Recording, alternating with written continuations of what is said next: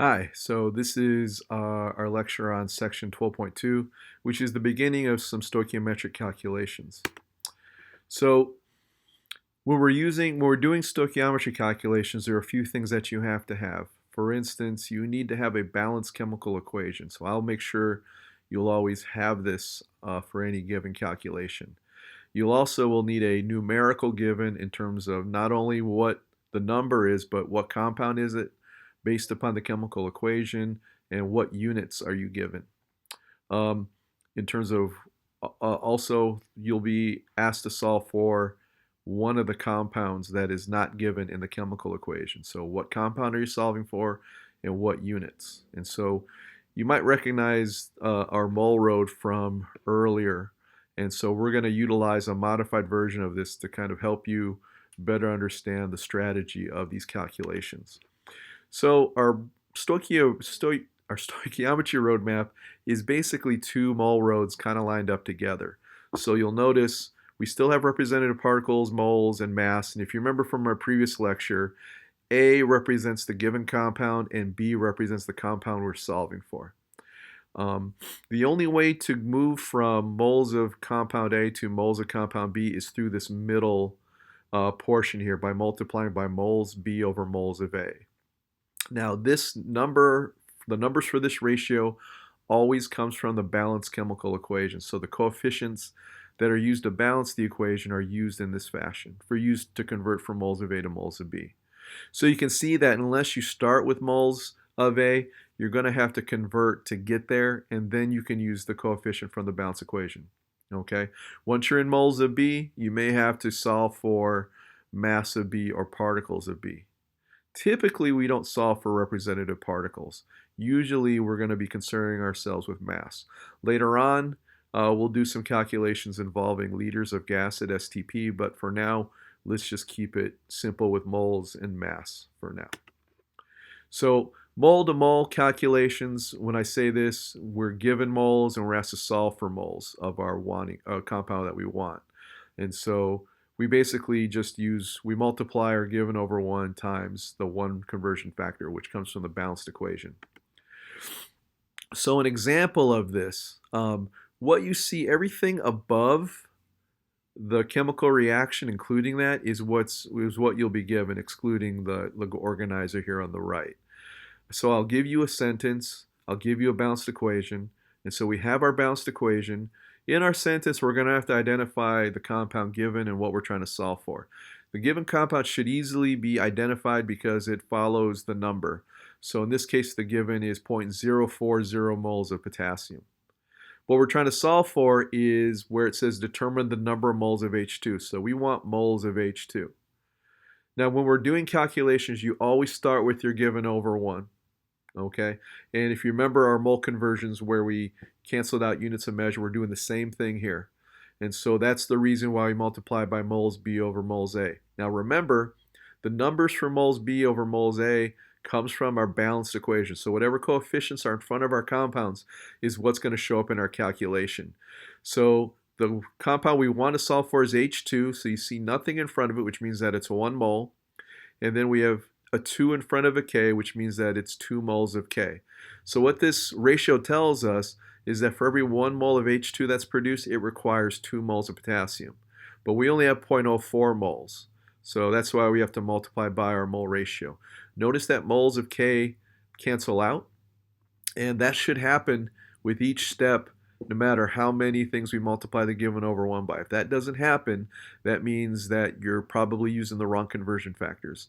So when you're writing out these things for your calculations, include the unit and include the substance, because both things need to cancel out. If you don't put those in there, you're going to get lost when you solve these things initially. So we multiply 0.04 by 1 and then divide by 2, and we get our final answer, which is 0.02 moles of H2. Another kind of calculation that we can do is I can give you grams and ask you to solve for moles of B. And so what does an example of that look like? So again, let's say we have 125 grams of TiO2. How many moles of Cl2 would be needed to use up that 125 grams? So again, we have our balanced equation. We have our given, which is 125 grams of TiO2. we're solving for moles of Cl2. Because we're starting with our given over 1, it's not in moles, so we have to convert it to moles because that's the only way we can get 2 moles of B. So I multiply by 1 mole over the molar mass. So the 79.9 is the molar mass of TiO2. Those numbers come from the periodic table, and then we multiply by moles B over moles A. Just like in the last example, we're looking for Cl2 in the balanced equation. You see a 2 in front of Cl2, so that's where the 2 moles comes from. And then the TiO2, you see nothing in front of it. In this case, it's a 1. And so we go ahead and multiply and divide, and we end up with 3.13 moles of Cl2. We can also do a different version of what we just did, where instead of giving you grams of A, I can give you moles of A, and instead of solving for moles of B, we're solving for grams of B. This is what this example looks like. So let's say, well, again, we have our sentence, we have our balanced equation.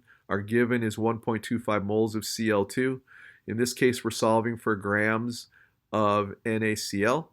We start with our given over 1. Because we're already in moles, we can go ahead and convert into moles of B by utilizing our balanced chemical equation.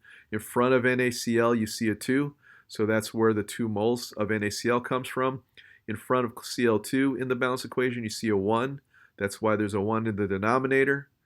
And then we're going to convert moles of B into grams of B. So we have to do that by multiplying by the molar mass over 1 mole. So 58.4 is the molar mass of NaCl. The 58.4 comes from the periodic table. 1 mole of the molar mass of Na plus the molar mass of Cl. And again, we multiply across and we get 146 grams of salt. The last example and the most difficult version of what we're going to learn for now are mass-to-mass calculations. In this case, we start with grams of A and we're converting to grams of B.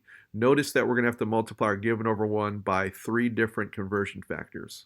Okay. And here's an example of what that looks like. Let's say we have 25 grams of ammonium nitrate and I want to find out how many grams of water can be produced. Again, we have our balanced equation. Our given is 25.0 grams of NH4NO3, and then we're solving for grams of water. And we start with our given over 1 again. We cannot use moles B over moles A yet because we have grams of ammonium nitrate, not moles. So the first thing we have to do is we have to convert our grams of ammonium nitrate into moles. And so if you find the molar mass of NH4NO3 using the periodic table, you get 80 grams. Then we can multiply by our balanced chemical equation factors. So in front of water, you see a 2. And in front of ammonium nitrate, you see nothing, which is a 1. So that's where the 2 over 1 comes from. And then we want grams of water, so we have to convert our moles of water into grams. And remember, it's over 1 mole, not 2 moles. So it's going to be 18 grams over 1 mole. 18 grams is the mass of 1 mole of water using, again, those numbers come from the periodic table. We multiply and divide, and we end up with 11.2 grams of water. So hopefully this will get you started on the homework assignment. We will go over it in our next class session on Zoom, and then I'll be happy to answer any questions in between. So if you have any questions, don't hesitate to ask by sending me a reminder or an email. See you later.